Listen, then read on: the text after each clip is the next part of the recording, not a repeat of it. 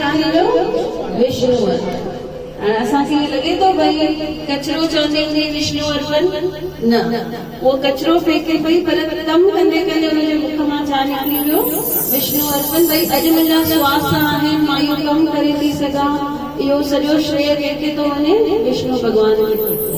उनजो मतिलबु इहो हुयो। पर नारद मुनि छा मतिलबु कढी, भई कचरो चए थी विष्णु अर्पण, वञी करे ज़ोर सां हुन माता खे हिकु थप हई ऐं ख़ुशि थी करे वरी विष्णु भॻवान खे ॿुधाए थो अॼु हुन माता ॾाढी वॾी ग़लती कई आहे, अॼु हुन कचरो फेंकई ऐं चए थी विष्णु अर्पण।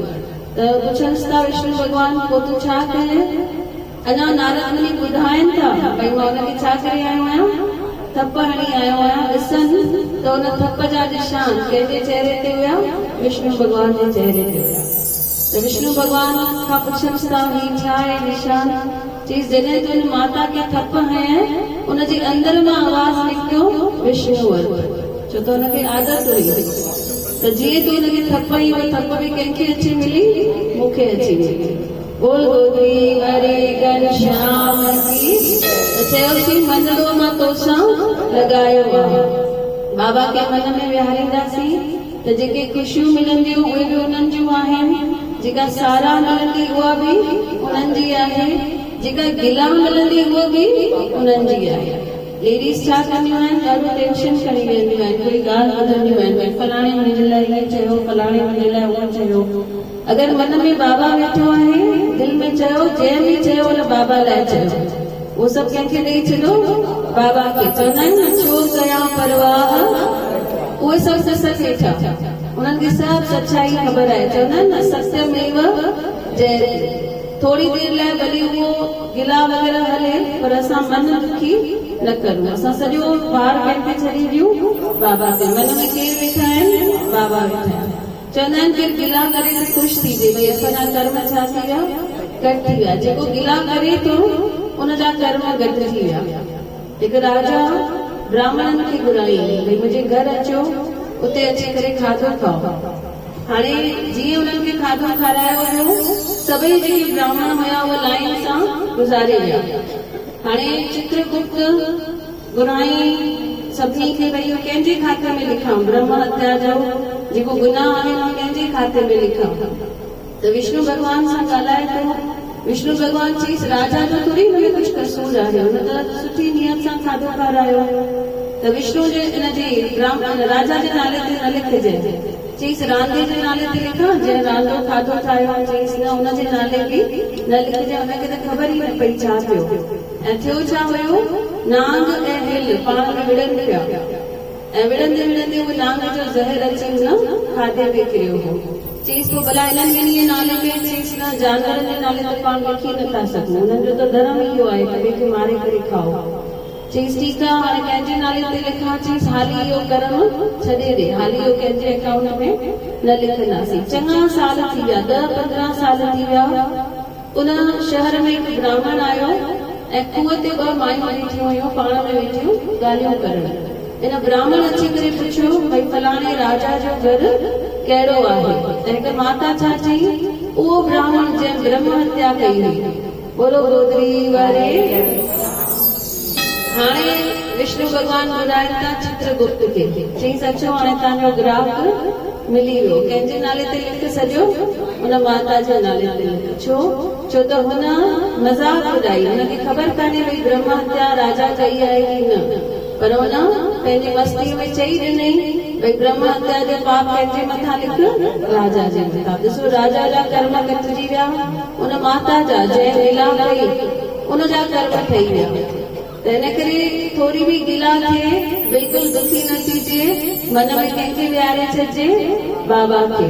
जेके जेके हिते पहुता आहिनि उहे ईअं न पहुता आहिनि, सुठनि कर्मनि जो अकाउंट आहे, इन करे हिते अची पहुता आहिनि बाबा जे सत्संग में।